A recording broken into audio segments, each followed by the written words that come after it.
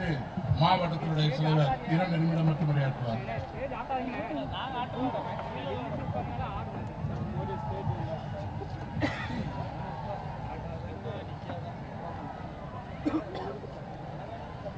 அடுத்ததாக நம்முடைய பாரத பிரதமர் மரியாதைக்குரிய நரேந்திர மோடி அவர்கள் நம்முடைய தேர்தல் பிரச்சார கூட்டத்திற்கு வருகை தந்ததற்கு மிகவும் மகிழ்ச்சியை தெரிவித்துக் கொண்டு நம்முடைய இந்த கூட்டத்திற்கு ஒரு எழுச்சுரை ஆற்றுமாறு அன்போடு அழைக்கிறோம்.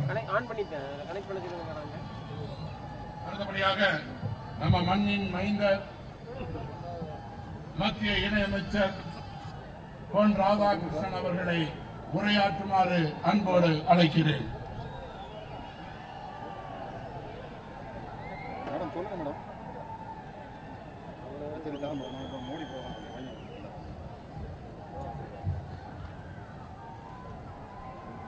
அன்பிற்குரிய நமது பிரதமர்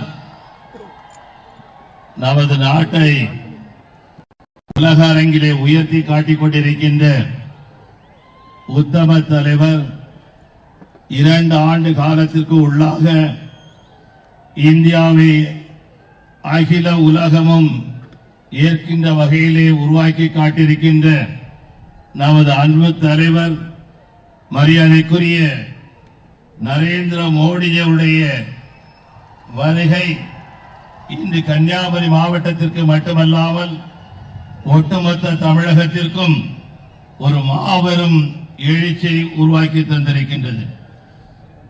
இங்கே மரியாதைக்குரிய நம்முடைய பிரதமர் அவர்களை வரவேற்பதிலே நான் மற்றற்ற மகிழ்ச்சி அடைகின்றேன். மட்டுமல்லாது மேடையில் இருக்கின்ற அனைத்து பெரியவர்களையும் வரவேற்பதிலே நான் மற்றற்ற மகிழ்ச்சி அடைகின்றேன். எனது அருமை பெரியவர்களே, 2 ஆண்டுகளுக்கு முன்பாக இதே இடத்திலே நம்முடைய பிரதமர் நரேந்திர மோடி அவர்கள் வருகை தந்து கன்னியாகுமரி மாவட்டத்திலே மிகப்பெரிய வெற்றியை கிடைக்கக்கூடிய வகையிலே உதவினார்கள். அன்று அவர்கள் ஒரு உரை ஆற்றியதனுடைய பலன் ஒட்டுமொத்த தமிழகத்திலும் இருந்து பொன் ராதாகிருஷ்ணன் வெற்றி பெறக்கூடிய அளவிலே அவர் ஆக்கி காட்டினார்கள். இன்று அவருடைய வருகை இங்கிருக்கின்ற 6 சட்டமன்ற உறுப்பினர்கள் மட்டுமல்லாது நமது தமிழகம் முழுக்க இருக்கக்கூடிய பாரதிய ஜனதா கட்சி மற்றும் கூட்டணியுடைய வேட்பாளர்களை உறுதியாக வெற்றி பெற செய்யும் என்கின்ற நம்பிக்கை நமக்கு இருக்கின்றது. இந்த நேரத்திலே அதிகம் நான் பேச விரும்பவில்லை. நான் எதை பேசுவது, எப்படி பேசுவது எனக்கே புரியவில்லை. காரணம், 2 ஆண்டு காலத்திற்கு உள்ளாக நம்முடைய பிரதமர் நரேந்திர மோடிஜி அவர்கள் இன்று தமிழகத்திற்கு தந்திருக்கக்கூடிய நன்மைகள் அளப்பரிய நன்மைகள்.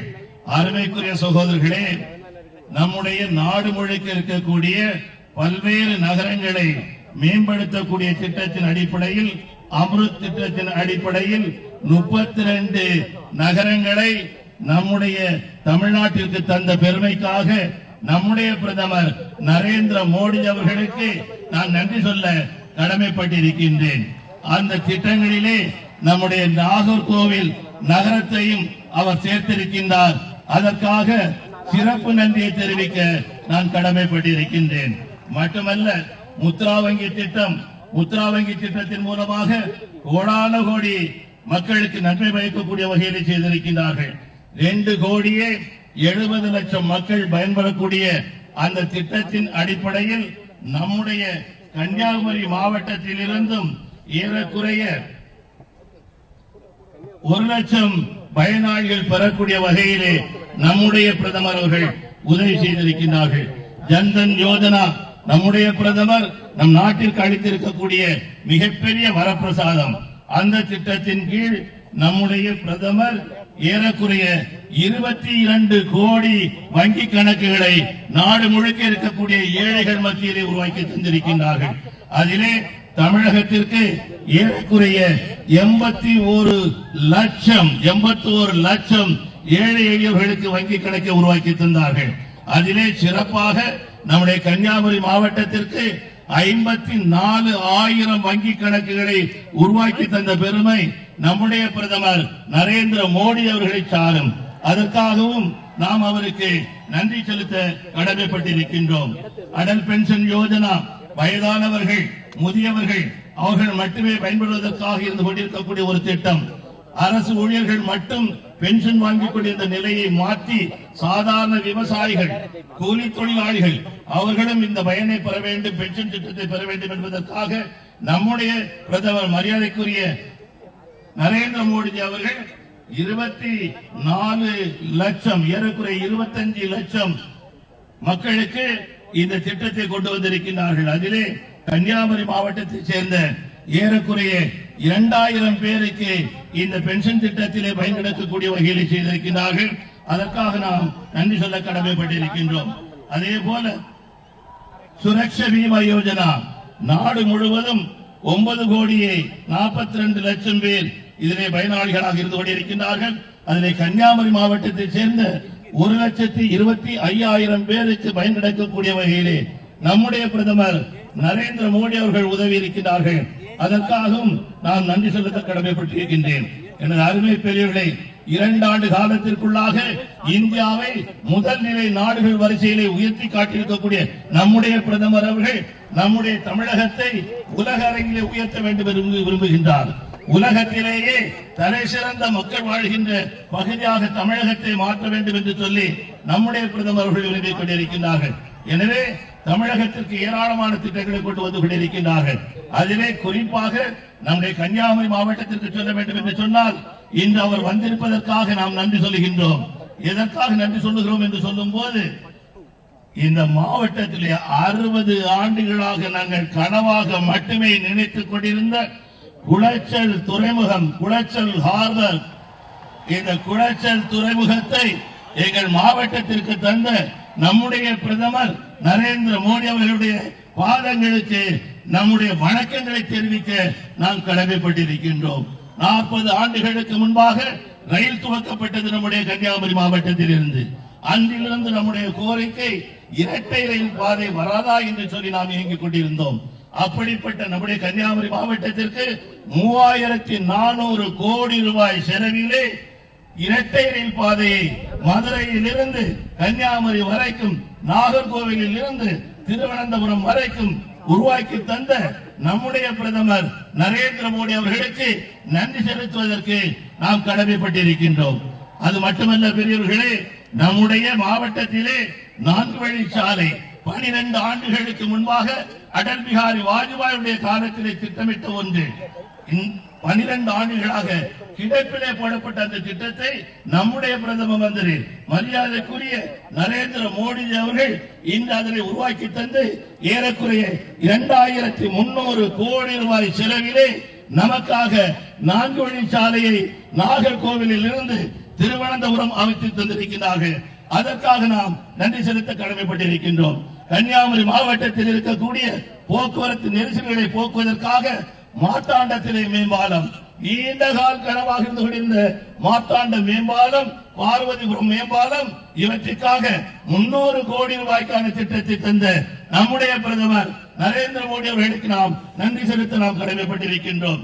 கன்னியாகுமரி மாவட்டத்தில் இருக்கக்கூடிய சாலைகள் புறக்கணிக்கப்பட்ட மாவட்டமாக, புறக்கணிக்கப்பட்ட பகுதிகளாக இருந்து கொண்டிருந்த நம்முடைய கன்னியாகுமரி மாவட்டத்து மக்களுக்கு நன்றி செலுத்த வேண்டும், பாரதிய ஜனதா கட்சி நன்றி செலுத்த வேண்டும், மத்திய அரசாங்கம் நன்றி செலுத்த வேண்டும் என்கின்ற ஒரே காரணத்திற்காக மாநிலம் செய்ய வேண்டிய வேலையை, இந்த மாநில அரசாங்கம் செய்ய வேண்டிய வேலையை மத்திய அரசாங்கம் ஏற்றெடுத்துக் கொண்டு நம்முடைய பிரதமர் ஏறக்குறைய 250 கோடி ரூபாய்களுக்கு நம்முடைய மாவட்டத்தில் இருக்கக்கூடிய 44 மாநில சாலைகளை பிரதானமான சாலைகளாக மாற்றக்கூடிய அளவிலே உருவாக்கி தந்திருக்கின்றார்.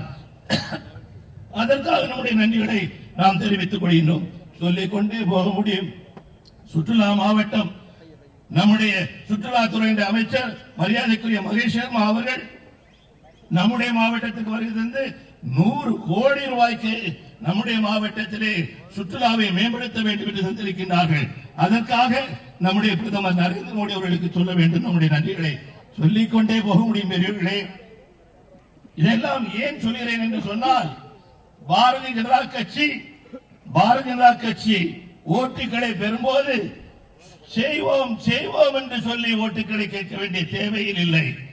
செய்திருக்கின்றோம் செய்திருக்கின்றோம், இன்னும் செய்ய போகின்றோம், இன்னும் செய்ய போகின்றோம், இன்னும் செய்ய போகின்றோம் என்று சொல்வதற்குரிய வகையிலே நம்முடைய பிரதமர் நரேந்திர மோடி அவர்கள் நமக்காக செய்து தந்திருக்கிறார்கள். இன்று நம்முடைய இலக்கு நம்முடைய மாவட்டத்தில் இருக்கின்ற 6 சட்டமன்ற தொகுதிகள் மற்றும் மாநிலத்தினுடைய பிற பகுதிகளில் இருக்கக்கூடிய சட்டமன்ற தொகுதிகளை நாம் வென்றாக வேண்டும். அதில் குறிப்பாக கன்னியாகுமரி மாவட்டத்தினுடைய மக்கள் நாம் நன்றி கடன் பட்டிருக்கின்றோம்.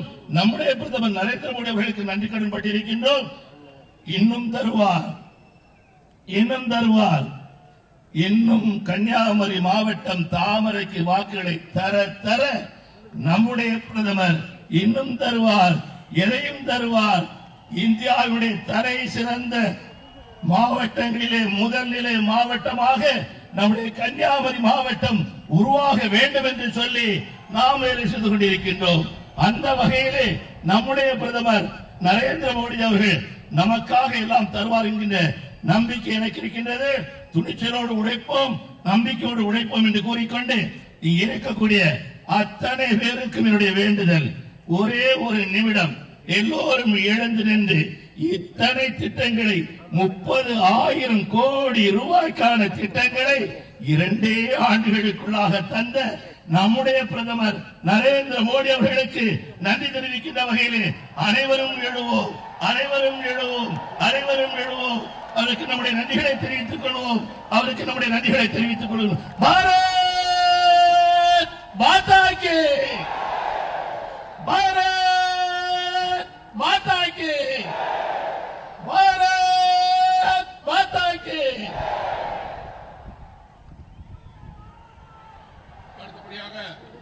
அடுத்தபடியாக நம்முடைய வேட்பாளர்களை அறிமுகப்படுத்துகின்றோம். கன்னியாகுமரி சட்டமன்றத்தினுடைய வேட்பாளராக நாகர்கோவில் நகராட்சி தலைவி திரு மீனா தேவ் அவர்கள், நாகர்கோவில் சட்டமன்றத்தினுடைய வேட்பாளராக எம்.ஆர். காந்தி அவர்கள், குளச்சல் சட்டமன்றத்தினுடைய தொகுதி வேட்பாளராக ரமேஷ்,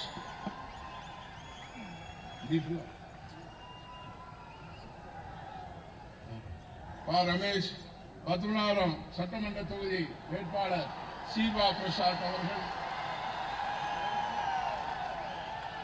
விளவங்கோடு சட்டமன்றத்தினுடைய சட்டமன்ற வேட்பாளர் தர்மராஜ் அவர்கள், கிள்ளியூர் சட்டமன்றத்தினுடைய வேட்பாளர் பொன் விஜயராகவன் அவர்கள்,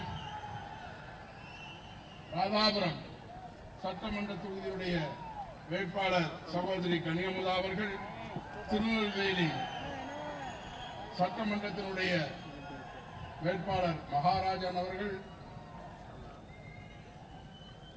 தூத்துக்குடி சட்டமன்றத்தினுடைய வேட்பாளர் எம்.ஆர். கனகராஜ் அவர்கள், ஓட்டப்படானா சட்டமன்ற தொகுதி வேட்பாளர் சந்தானகுமார் அவர்கள், திருச்செந்தூர் சட்டமன்றத்தினுடைய வேட்பாளர் ஜெயராமன் அவர்கள், சிறுவைகுன்றம் சட்டமன்ற தொகுதியுடைய வேட்பாளர் செல்வராஜ் அவர்கள், விளாத்திகுளம் சட்டமன்ற தொகுதியுடைய வேட்பாளர் ராமூர்த்தி அவர்கள், அம்பாசமுத்திரத்துடைய சட்டமன்ற தொகுதி வேட்பாளர் சசிகலா அவர்கள்,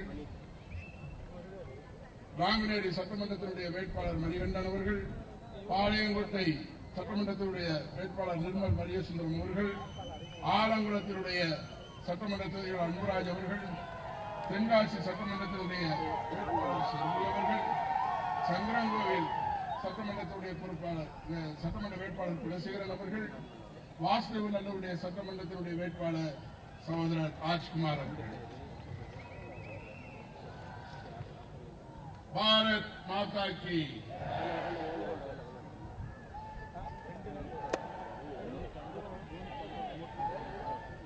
அடுத்தபடியாக நாம் ஆவலோடு எதிர்பார்த்துக் கொண்டிருக்கின்ற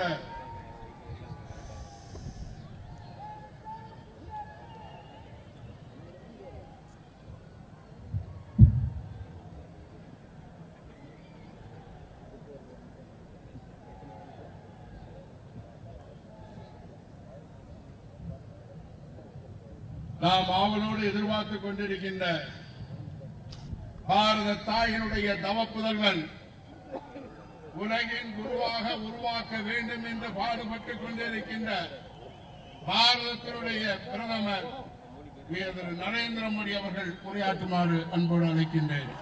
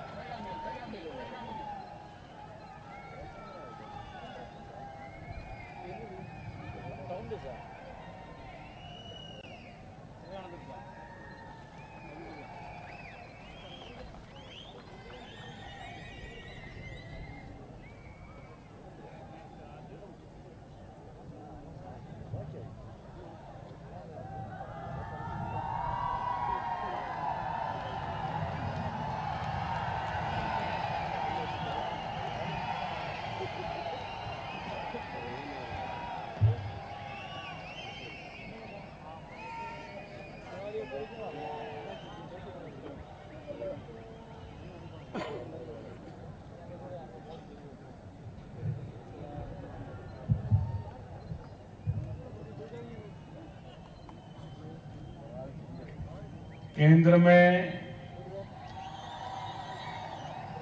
मंत्री परिषद के मेरे साथी और आप ही के प्रतिनिधि श्रीमान पवन राधाकृष्णन जी, श्रीमान टी कुमार दास, श्रीमान एस.आर. सखन पेरुमल, श्रीमान मुरलीधर राव, IMKM के NDA के संस्थापक एवं अध्यक्ष श्रीमान देवनाथन, नागरकोइल से उम्मीदवार हमारे बहुत पुराने साथी श्रीमान M.R. गांधी,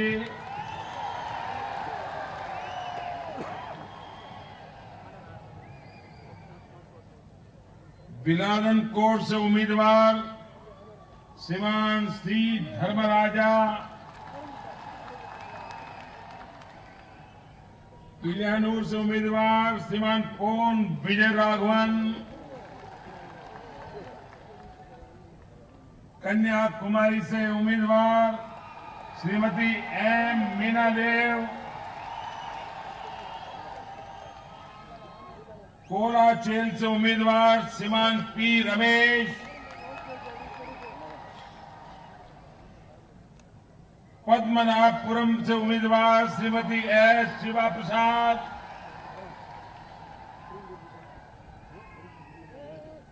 श्रीमान केशम व्यांगन और विशाल संख्या में पधारे हुए मेरे प्यारे भाइयों और बहनों, एनाथु इनिया तमिलगा मक्कले,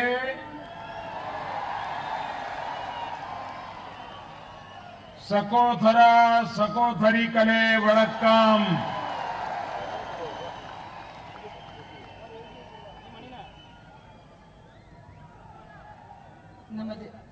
मैं आज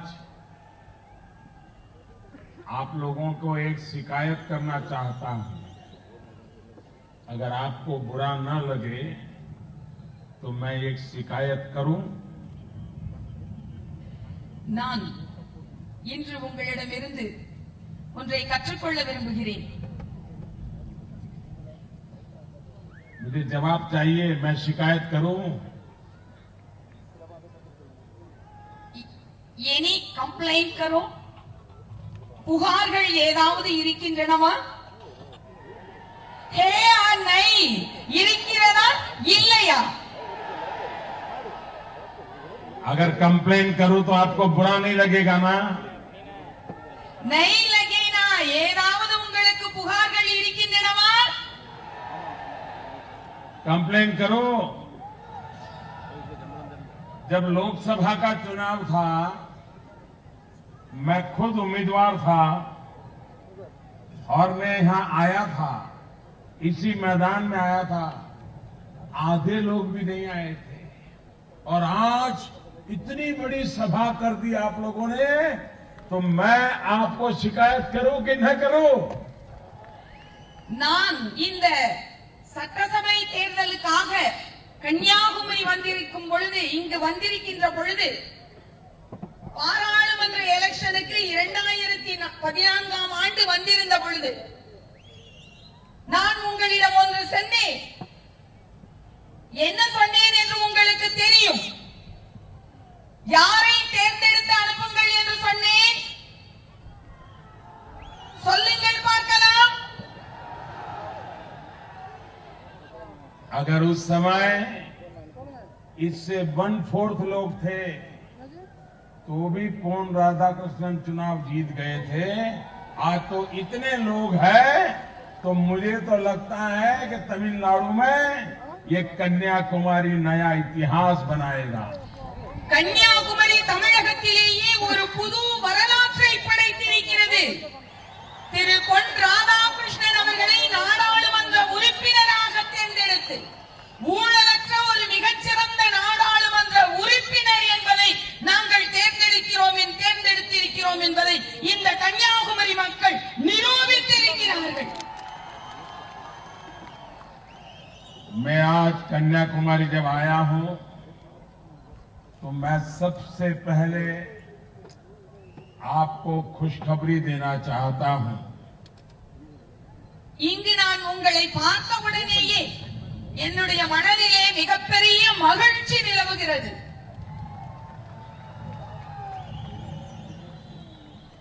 कई वर्षों से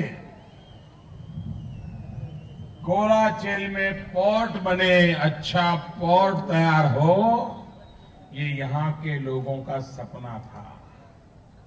दिल्ली में हमारी सरकार बनने के बाद हमने तय किया है कि तमिलनाडु का एक ताकतवर पोर्ट ये कोलाचेल में बनाया जाएगा। நீண்ட காலமாக ஒரு மிகப்பெரிய திட்டம் இருக்கிறது. குளச்சலிலே ஒரு துறைமுகத்தை கொண்டு வர வேண்டும் என்று நாங்கள் ஆட்சிக்கு வந்தவுடனேயே இந்த கன்னியாகுமரி மாவட்டத்தில் குளச்சல் துறைமுகத்திற்கான ஆயத்த வேலைகளை, அந்த திட்டத்தை முறையாக தொடங்கி இருக்கிறோம்.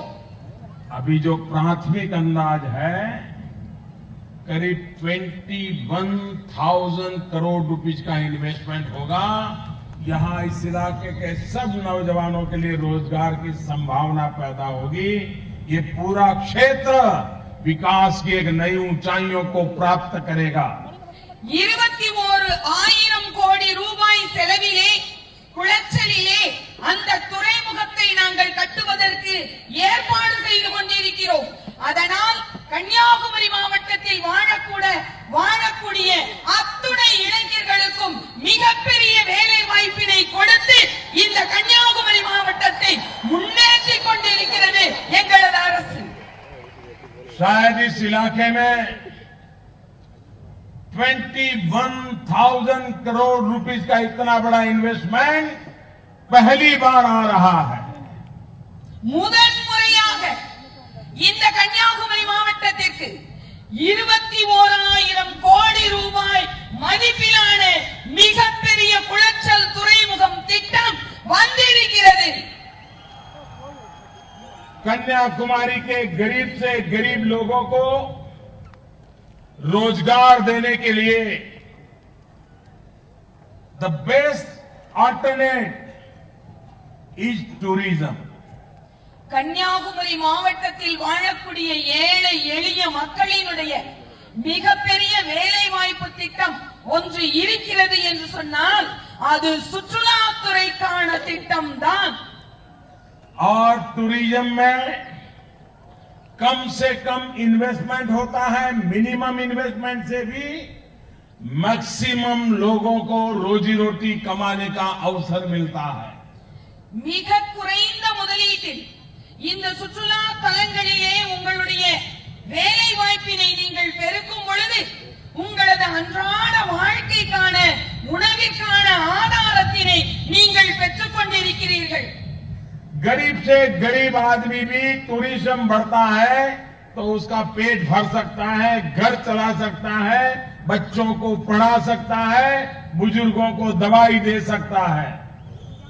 இதன் மூலமாக உங்களது வீட்டில் இருக்கக்கூடியவர்களுக்கு உணவினை அளிக்கிறீர்கள், உங்களுடைய குழந்தைகளுக்கு கல்வியை வழங்கிக் கொண்டிருக்கிறீர்கள், உங்கள் வீட்டில் இருக்கக்கூடிய முதியவர்களுக்கு மருத்துவ வசதிகளையும் நீங்கள் செய்து கொடுத்துக் கொண்டிருக்கிறீர்கள்.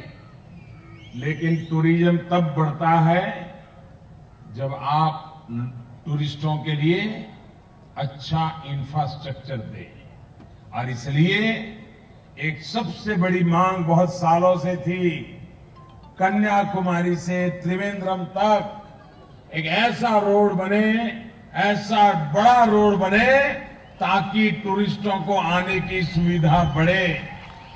இந்த சுற்றுலாத்துறையை மேலும் மேம்படுத்தும் விதமாக கன்னியாகுமரியிலிருந்து திருவனந்தபுரம் வரைக்கும் மிகச்சிறந்த சாலை மேம்பாட்டினை நாங்கள் கட்டமைத்திருக்கிறோம்.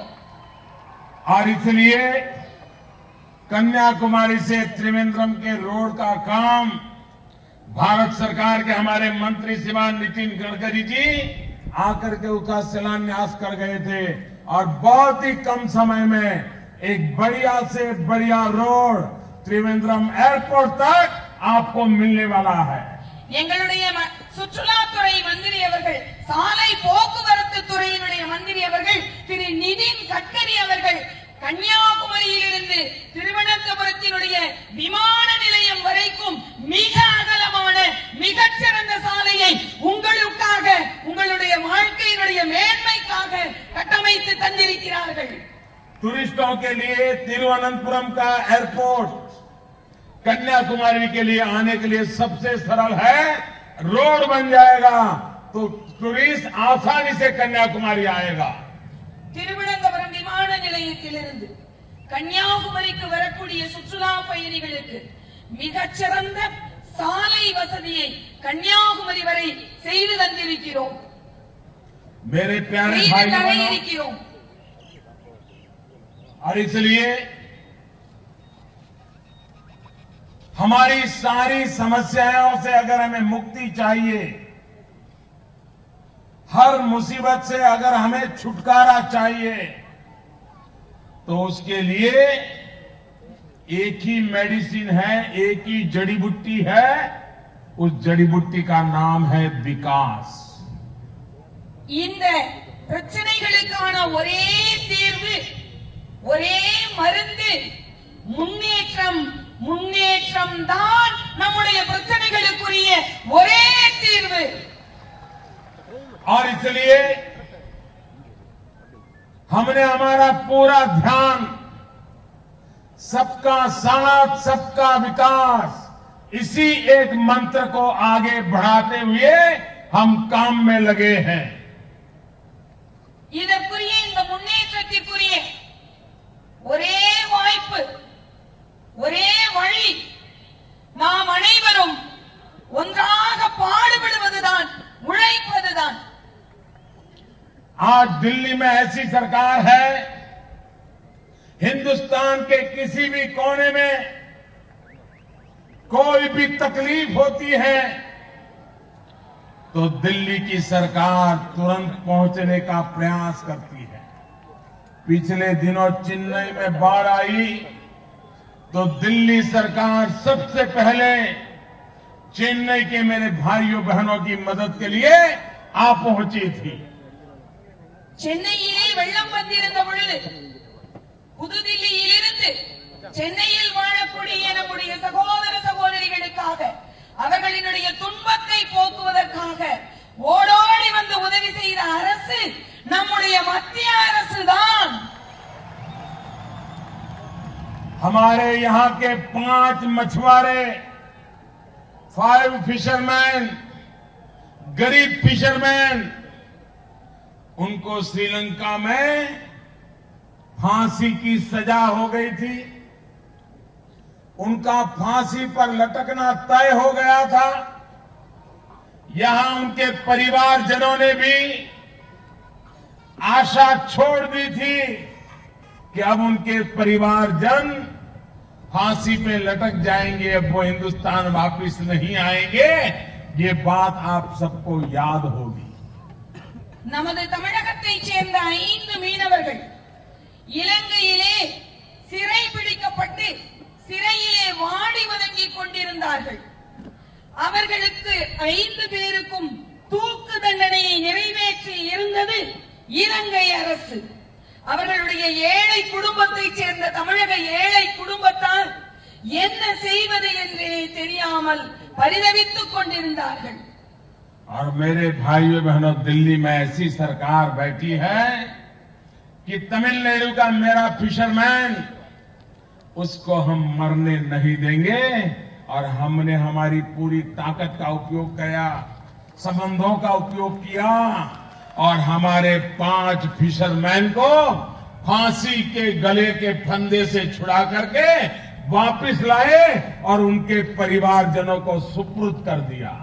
நாங்கள் இங்கிருந்து மத்திய அரசிலிருந்து இலங்கை அரசுக்கு ராஜ்ய ரீதியாக அணுகி அந்த 5 மீனவர்களினுடைய தண்டனையை ரத்து செய்து அவர்களை மீண்டும் பத்திரமாக உயிரோடு தமிழகத்திற்கு கொண்டு வந்தது நம்முடைய மத்திய அரசு. जब खाड़ी के देशों में कोई संकट आता है तो वहां जो हमारे लाखों भारतीय परिवार है, उनके लिए मुसीबत पैदा होती है। एक बार हमारी केरल की बेटियों को आतंकवादी उठा करके ले गए। उनके बेटियों में मुसलमान बेटियां थी, हिंदू बेटियां थी, ईसाई बेटियां थी और आतंकवादियों के शिकंजे से छुड़ाना बहुत बड़ी चुनौती थी। लेकिन हम उनको भी वापस ले आए और उनके मां बाप को उन्हें लौटा दिया। கேரளத்தைச் சேர்ந்த ஒரு சகோதரிகளை கடத்தி கொண்டு சென்ற பொழுது நாம் அவர்கள் கடத்தியவர்களிடமிருந்து அவர்களை மீட்டுக் கொண்டு வந்து பத்திரமாக கேரளத்து பெற்றோர்களிடம் அந்த சகோதரிகளை ஒப்படைத்திருக்கிறோம். इतना ही नहीं, यमन में हमारे तमिलनाडु के, केरल के हजारों लोग फंसे थे। उनको भी हजारों की तादाद में जहाज भर भर करके बमबारी चल रही थी, जीवन और मृत्यु का खेल खेला जा रहा था। भारतीय लोगों को हम जिंदा बचा करके ले आए। उसमें तमिलनाडु के लोग भी थे, केरल के लोग भी थे। தமிழ்நாடு மற்றும் கேரளத்திலிருந்து 5000க்கும் மேற்பட்ட சகோதரிகள் மும்பைக்கு சென்றிருந்த போது, பிழைப்பிற்காக சென்றிருந்த பொழுது, அங்கு அவர்கள் கொத்தடிமைகளாக பாடுபட்ட பொழுது, துன்பப்பட்ட பொழுது, கேரளத்து சகோதரிகளையும் தமிழகத்து சகோதரிகளையும் மீட்டுக் கொண்டு வந்தது நம்முடைய மத்திய அரசு. यही हमारे तमिलनाडु का एक फादर प्रेम, जो भगवान यीशु के नाम पर अफगानिस्तान में जाकर के लोगों की सेवा कर रहा था। लेकिन फादर प्रेम को अफगानिस्तान के आतंकवादी तालिबान फादर प्रेम को उठा के ले गया। 9 महीने तक पता तक नहीं चल रहा था कि वो जिंदा है कि उसे मार दिया। ले गए तो कहां ले गए, कैसे रह रहा है, क्या कर रहा है? उसके परिवार तमिलनाडु में रहता था, रो रहे थे, लेकिन कुछ अता पता नहीं चल रहा था। நமது தமிழகத்தைச் சேர்ந்த ஃபாதர் திரு பிரேம் அவர்கள் ஆப்கானிஸ்தானத்திலே ஆன்மீக பணியை செய்து கொண்டிருந்த பொழுது, ஆப்கானிஸ்தானத்தில் இருந்த தாலிபான்களால் கடத்தி கொண்டு செல்லப்பட்டார். 9 மாதங்களாகியும் அவர் உயிரோடு இருக்கிறாரா இல்லையா என்று தெரியாத சூழலிலே தமிழகத்திலே அவருடைய ஏழை குடும்பத்தார் கண்ணீர் வடித்துக் கொண்டிருந்தார்கள். और हम लगातार लगे रहे, फादर प्रेम को जिंदा लाने की कोशिश करते रहे। जितने भी लोगों की मदद लेनी पड़े ली, 9 महीने तक मेहनत की और एक दिन हमें सफलता मिली। उसको लाया हम काबुल में और मैंने दिल्ली से यहां उसके परिवार को फोन किया। प्रेम की बहन ने फोन उठाया। मैंने कहा मैं प्रधानमंत्री नरेंद्र मोदी बोल रहा हूं। वो मानने को तैयार नहीं थी। क्या प्रधानमंत्री एक गरीब परिवार में फोन करेगा? मैंने उनको कहा मैं सच बोल रहा हूं, मैं प्रधानमंत्री मोदी बोल रहा हूं और मैंने कहा मैं आपको खुशखबरी देने के लिए फोन किया है। मैंने कहा कि आपका भाई फादर प्रेम अब हमारे हाथ आ गया है, आतंकवादियों से छुड़ा लिया है और अभी काबुल एयरपोर्ट में वो बैठेगा विमान में और 3 घंटे के अंदर वो दिल्ली आ जाएगा। आप अपने परिवार को खुशखबरी दे दो। और फादर प्रेम आ गया, परिवार में पहुंच गया। 9 மாத கடுமையான தேடுதலுக்கு பின்னால் நாங்கள் ஃபாதர் திரு பிரேம் அவர்களை கண்டுபிடித்து தலிபான்களினுடைய பிடியிலிருந்து அவரை மீட்டெடுத்து காபூலில் அவரை விமானத்தில் ஏற்றிய பின்பு நான் தமிழகத்தில் இருந்த ஃபாதர் பிரேம் அவர்களினுடைய குடும்பத்தில் இருந்த சகோதரி மேனகா அவர்களுக்கு தொலைபேசியில் தொடர்பு கொண்டேன். நான் பாரத பிரதமர் மோடி பேசுகிறேன் என்று சொன்னேன். அந்த சகோதரி பாரத பிரதமராவது என்னோடு பேசுவதாவது என்று நம்பவே இல்லை. நான் மீண்டும் சொன்னேன், உங்களுடைய அன்பு சகோதரர் இன்னும் 3 மணி நேரத்தில் உயிரோடு दिल्ली வரப்போகிறார் என்று அந்த சகோதரியிடம் சொன்னேன். एक काम करने वाली सरकार, जनता की चिंता करने वाली सरकार किस प्रकार से काम कर सकती है, इसका आप नमूना देख रहे हैं. நம்முடைய இளைஞர்களுக்காக இந்த தேசத்திற்காக பணியாற்றக்கூடிய ஒரு அரசு உண்டு என்று சொன்னால் அது நம்முடைய மத்திய அரசு தான். कभी कभी लोग भ्रम में होते हैं कि गरीब को सस्ते में जो चावल मिलता है, थाली में जो चावल आता है सस्ते में, कुछ लोग मानते हैं, उनको पता ही नहीं कहां से आता है और यहां कोई बताता भी नहीं है. मैं आज आपको बताना चाहता हूं कि आपकी थाली में जो चावल आता है ना, 1 किलो पर 27 रुपये 27 रुपीज दिल्ली की सरकार के खजाने से आता है और तब जाकर के आपको 1 रुपये 2 रुपये में चावल मिलता है. இங்கு இருக்கக்கூடிய ஏழை மக்களுக்கு உணவு சமைப்பதற்கு தேவையான அரிசி யாரிடம் கேட்பது, எப்படி கேட்பது என்று தவித்த நிலையிலே 27 ரூபாய் 1 கிலோ அரிசி மதிப்புள்ள அரிசியை மத்திய அரசு உங்களுக்காக 1 ரூபாய்க்காகவும் 2 ரூபாயாகவும் 1 கிலோ மலிவு விலையிலே உங்களுடைய பசியை போக்குவதற்காக வழங்கிக் கொண்டிருக்கிறது. आपको भी पता नहीं होगा कि रोज गरीब परिवार जो चावल खाता है वो दिल्ली सरकार गरीबों की चिंता कर रही है. उसके कारण इतना मुफ्त के दाम से चावल आपकी थाली में आता है. உங்களுடைய வீட்டிலே உங்களுடைய பாத்திரத்திலே உணவு நிறைந்திருக்கிறது என்று சொன்னால் அதற்கு காரணம் இந்த ஏழைகளினுடைய பசியை போக்க வேண்டும் என்று நினைத்து தில்லியிலிருந்து நாங்கள் அனுப்பிய அந்த அரிசிதான் உங்களுடைய வீட்டு பாத்திரத்திலே உணவாக நிறைந்திருக்கிறது. गरीब परिवार सस्ते में एक प्रकार से मुफ्त के भाव से चावल खाता है, लेकिन कभी उस पर प्रधानमंत्री की मोदी की फोटो नहीं है, प्रधानमंत्री मोदी का नाम नहीं है. हमें तो खुशी ये है कि मेरे गरीब परिवार के चेहरे पर मुस्कान होती है वो ही हमारे लिए सबसे बड़ा संतोष होता है। உங்களுக்காக மத்திய அரசிலிருந்து நாங்கள் அனுப்புகின்ற அரிசி பாக்கெட்டிலே அல்லது அந்த மூட்டையிலே தன்னுடைய பெயரை அவர் பொறித்துக் கொள்ளவில்லை.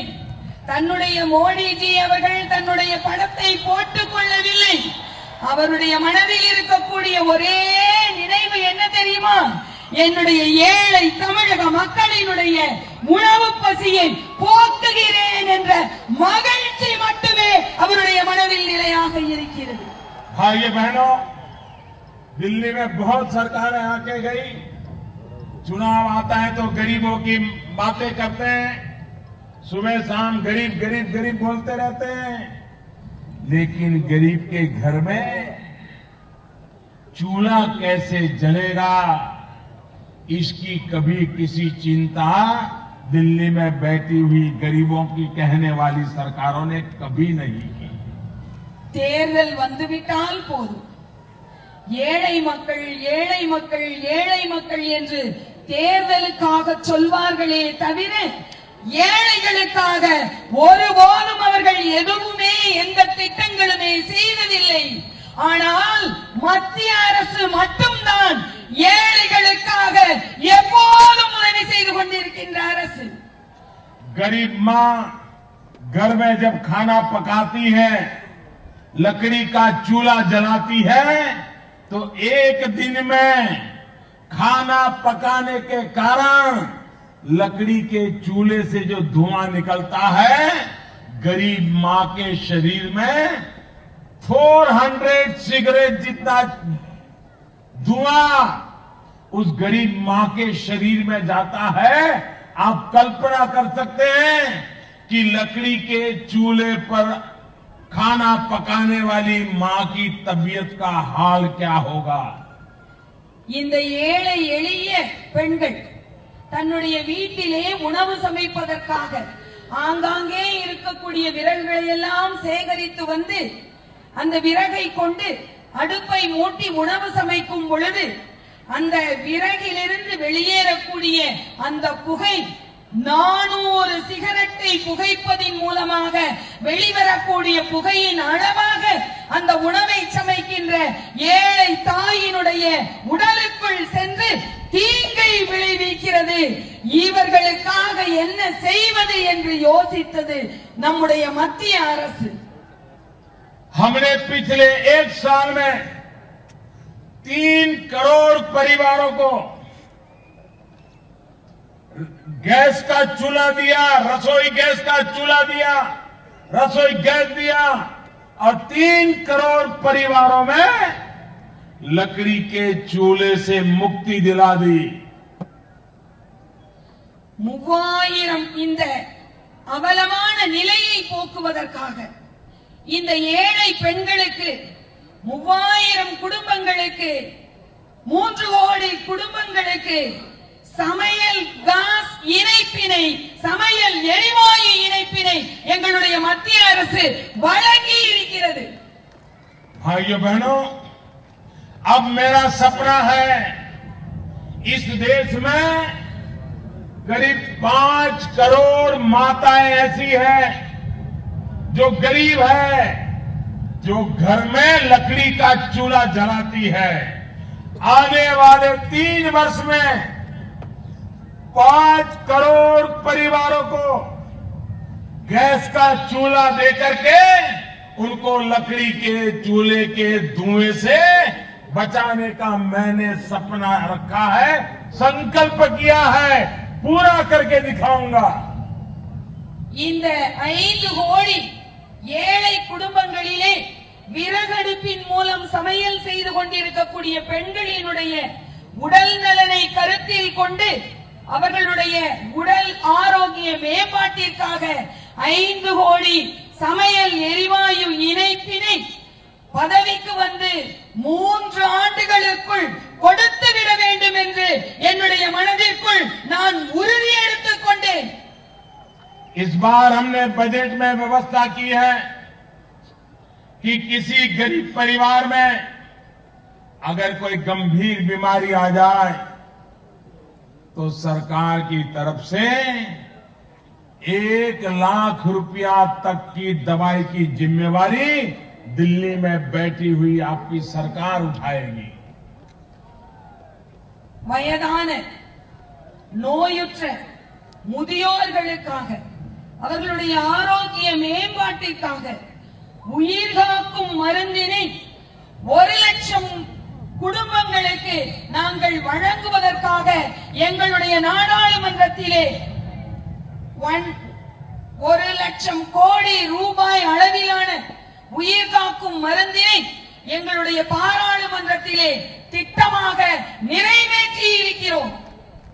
लेकिन मेरे प्यारे भाइयों बहनों, हम विकास का कितना ही काम करें, लेकिन अगर भ्रष्टाचार को समाप्त नहीं करेंगे तो गरीब के घर तक विकास नहीं जाएगा।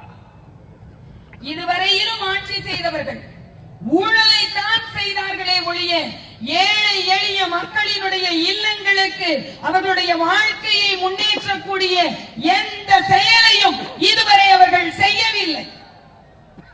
पिछले चुनाव में आपने देखा था कोयले में चोरी, कोयले का भ्रष्टाचार, 2G भ्रष्टाचार, 3G भ्रष्टाचार, और 2G 3G के तो बड़े बड़े लोग यहाँ तमिलनाडु में हैं जिन्होंने इतना भ्रष्टाचार किया पूरा देश जानता है।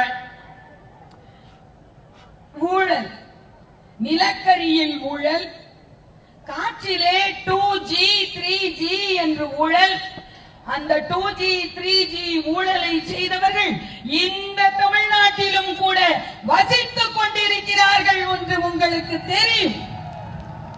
और आजकल आपने अखबार में देखते होंगे, टीवी पे देखते होंगे, हेलीकॉप्टर में से भी रुपये मार लिए। और ये हम नहीं कह रहे, इटाली की कोर्ट कह रही है, इटाली की कोर्ट। செய்தித்தாளையும் தொலைக்காட்சியும் நாம் பார்க்கும் போதெல்லாம் பல்வேறு வகையான ஊழல்களிலே இப்போது ஹெலிகாப்டர் ஊழலிலும் பணத்தை சுரண்டி இருக்கிறார்கள் இத்தாலி நாட்டுக்காரர்கள் இங்கிருப்பவர்கள் என்று ஹெலிகாப்டரிலும் பணத்தை ஊழல் மூலமாக கொள்ளையடித்திருக்கிறார்கள்। और इसलिए भाइयों बहनों, हमने करप्शन को खत्म करने के लिए एक के बाद एक अनेक कदम उठाए हैं। और आपने देखा होगा दिल्ली में मुझे 2 साल हो गए, लेकिन हमारे पर करप्शन का एक भी चार्ज नहीं लगा है। நாங்கள் ஆட்சிக்கு வந்து 2 ஆண்டு காலமாக கடந்த ஆட்சிக்காரர்களால் செய்யப்பட்ட ஊழல்கள் அனைத்தையும் ஒரு முடிவுக்கு கொண்டு வந்து இதுவரையிலும் பதவியேற்ற 2 ஆண்டுகளில் ஒரு ஊழல் குற்றச்சாட்டு கூட எங்கள் மீது வராத அளவிற்கு மிகச்சிறந்த ஆட்சியை நாங்கள் செய்து கொண்டிருக்கிறோம்। करप्शन कैसे होता है और करप्शन कैसे रोका जाता है। हमारे देश में अगर नौजवान को नौकरी चाहिए, सर्विस चाहिए, सरकार में अप्लाई करता है, एग्जाम देता है, फिर इंटरव्यू का कॉल आता है। जब इंटरव्यू का कॉल आता है तो वो ढूंढता है कोई पहचान वाला मिलेगा क्या, किसी को पैसे दे दूं तो नौकरी मिल जाएगी क्या। पिता अपनी जमीन बेच देता है, माता अपने गहने बेच देती है, क्योंकि बेटे को कहीं सरकार में नौकरी मिल जाए और इंटरव्यू में पास हो जाए। இந்த ஊழல் எப்படி நடக்கிறது தெரியுமா? இளைஞர்களுக்கான வேலை வாய்ப்பு என்று சொல்கிறார்கள், வேலை வாய்ப்பிற்காக விண்ணப்பத்தை போடுகிறார்கள், அவர்களும் இன்டர்வியூவுக்கு நேர்முக தேர்விற்கு அழைக்கிறார்கள், அழைத்த பின்பு எவ்வளவு காசுகள் கொடுத்து யாரிடம் இந்த வேலையை வாங்குவது என்று அல்லாடுகிறார்கள்। தனது தந்தையினுடைய நிலத்தையும் அரும்பாடுபட்ட தன்னுடைய தாயினுடைய நகைகளையும் விற்று அந்த வேலையை வாங்கக்கூடிய அளவில் தான் இன்றைய அன்று நடந்து கொண்டிருந்த அந்த நிலை வேலை வாய்ப்பு நிலையாக இருந்தது। अब इंटरव्यू होगा तो करप्शन होगा ना, और इसलिए हमने तय किया, भारत सरकार ने निर्णय किया कि क्लास 3 और क्लास 4 अगर उसकी नौकरी का विषय है तो रिटर्न एग्जाम में जो रिजल्ट आएगा उसके आधार पर उसको नौकरी दे दी जाएगी। इंटरव्यू खत्म कर दिया, करप्शन चला गया। நாங்கள் ஆட்சிக்கு வந்தவுடன் என்ன செய்தோம் தெரியுமா? இப்படித்தானே நீங்கள் நேர்முகத் தேர்வு என்று நடத்தி ஊழலை பெருக்கிக் கொண்டிருந்தீர்கள். நாங்கள் 3ஆம் நிலை 4ஆம் நிலை பதவிகளுக்கான அந்த வேலை வாய்ப்பிற்கு தேர்வினை நடத்தி அந்த தேர்விலே யார் வெற்றி பெற்றார்களோ நேர்முகத் தேர்வு இல்லாமல் நேரடியாக அவர்களுக்கு வெற்றி பெற்றவர்களுக்கு வேலை வாய்ப்பை தந்தோம். அதன் மூலம் ஊழலை முற்றிலுமாக ஒழித்து விட்டோம். भाइयों बहनों, विकास के लिए मैं काम कर रहा हूं। मैं तमिलनाडु में भी विकास करना चाहता हूं और तमिलनाडु के नौजवानों का भविष्य बनाने के लिए मैं आपसे आग्रह करता हूं, कभी वो जो चल रहा है ना, अब उसमें से बाहर निकलो और भारतीय जनता पार्टी को मौका दो। हम आपका भाग्य बदलने का आपको विश्वास देते हैं। தமிழகத்தில் வாழக்கூடிய இளைஞர்களின் தமிழகத்தினுடைய முன்னேற்றத்தோடு இளைஞர்களினுடைய எதிர்காலத்தினுடைய முன்னேற்றத்தை பற்றியும் நாங்கள் சிந்தித்துக் கொண்டிருக்கிறோம். இதற்கோ அதற்கோ நீங்கள் வாய்ப்பு கொடுத்து விடாமல் பாரதிய ஜனதா கட்சிக்கு மட்டும் உங்களுடைய வாய்ப்பினை கொடுத்து பாருங்கள். और इसलिए मैं आज आपके पास आया हूं और ये विशाल जनसागर इस बात का सबूत है कि भारतीय जनता पार्टी का विजय मुझे साफ दिख रहा है। आप लोगों के आशीर्वाद मिलेंगे, मुझे साफ दिख रहा है। विकास के लिए वोट कीजिए, तमिलनाडु का भाग्य बदलने के लिए वोट कीजिए, तमिलनाडु के नौजवानों का जीवन सुरक्षित करने के लिए वोट दीजिए।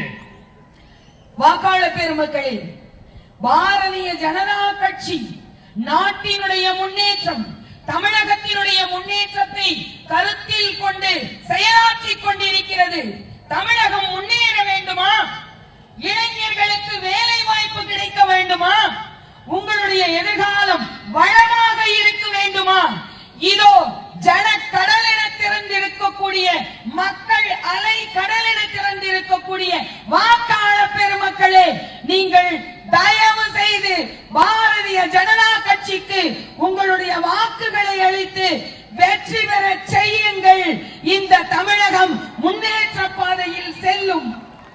और इसलिए मैं आपसे आग्रह करता हूं, थामरै वेल्लाट्टुम, அதனால் தான் நான் சொல்கிறேன், தாமரை तमिलगम वेल्लाट्टुम। தமிழகம் வெல்லட்டும். बहुत बहुत धन्यवाद। மிக்க நன்றி. பாரத் மாதா கி, பாரத் மாதா கி, பாரத் மாதா கி.